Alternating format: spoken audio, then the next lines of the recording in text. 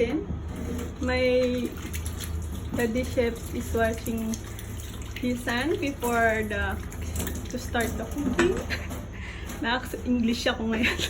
Maybe there's somebody watching in English. Now, yeah. Ito na po yung bigay ng friend kong si Epay. From kusina ni Epay. I-pernamis ko sa kanya na iba-vlog ko yung kanyang kusina ni Epay. So, mamaya i-taste natin kung anong lasa. Ito yung papa. And this is the steak. Beef steak niya. So, yung mga taga-sardi dyan, at wala kayong time magluto, you can contact kusina ni Epay. I have the mobile number, guys.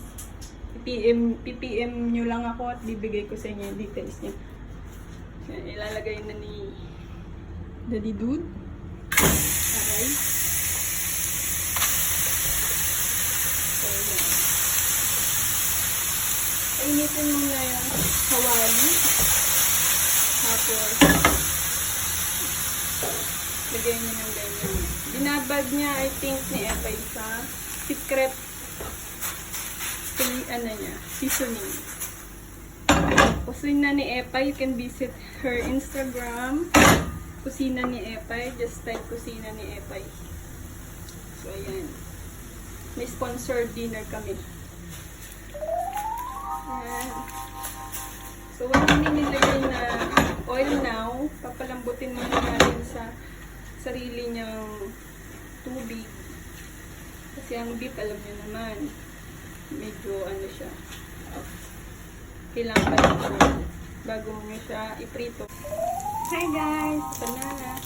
Medyo nalimutan ko guys. Kaya medyo na medyo ilalim. Pero yan, okay pa naman yung sorry Epay.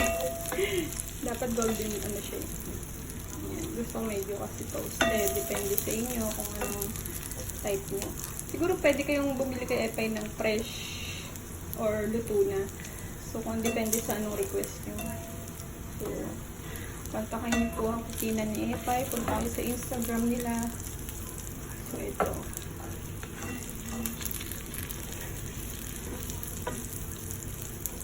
Yan, ang sarap. Ito lang po ulam namin. Tsaka walang kanin. Siyempre, we're in keto. So, that's it. Only kunya ang pipino lang dadagdag namin. And then, dinner is ready. Tada!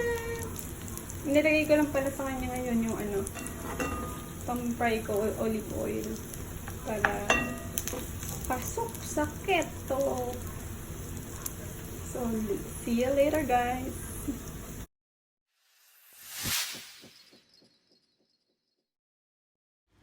Hi guys, good morning. Part 2 na nagbo-vlog ko ng sponsor ulam ko kay kusina ni Epay. Ayan siya. Ito naman beef steak.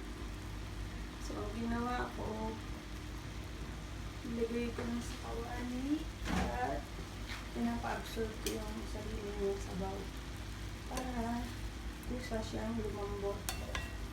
So, yan. So, ulitin ko guys, yung mga friends ko sa Sarja na tinatamad magluto, nagluluto sa kusina ni Epay na with kanin, ulam. So, isa to sa mga niluluto niya. Isa kong recommended na naluto niya rin yung siomai. Pak-pak na yun, sarap. Kaya ayaw tinatamad. Puntahan nyo lang siya sa Instagram. Kusina ni Epay, search nyo. Tapos message nyo lang siya. Direct. Or ako, message nyo. Ibigay ko yung numero niya. Yan. Nagsabaw na siya guys. So, para lumambot siya, takpan natin. So, pakita ko sa inyo maya-maya. Hi guys! I'm back! Ayan na, brown na siya. Brown na ba siya o itim na siya?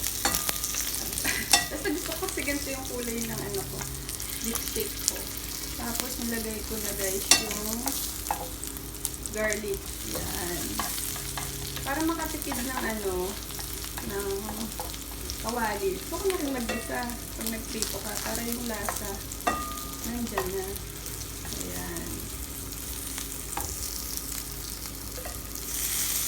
So, yan, guys. Don't forget to send na ni Epay. Pumunta kayo sa Instagram niya. Or contact me sa mga taga-Sarja and Dubai. Kung kaya niyang i-deliver dyan, message niyo na lang siya. So, see you guys. Mamaya susunod ko na dyan yung onion. Mag-abiyat na ako. Back. I will be back later. Hi guys! Hi guys! I'm back! Ito na pala yung sauce niya. Kung ano yung pinagbabadan sa beef, ito na rin yun. Magdagdag lang ako ng paminta, saka konting asukal. Para makuha ko yung gusto ko ng lasa. So, don't forget guys, kusina ni Epay. At mag-order na kayo. Pag kayo tinatamad ng yun lang. Yan mga taga-Sarja. Go, go, go! Lalagay ko na yung ano guys. Tarahan ito. Kung pinusta ko ng beef. Mahilig talaga ako sa tusta guys. Kaya, kung ayaw nyo ng tusta, yung medyo light lang.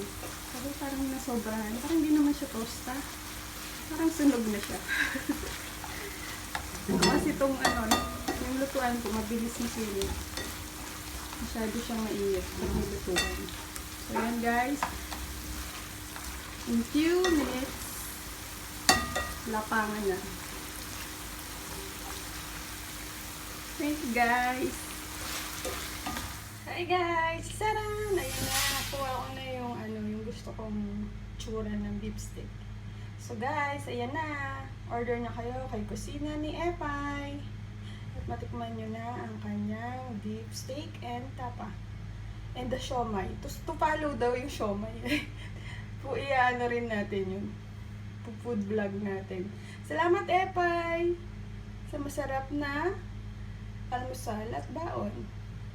See ya guys. Take care.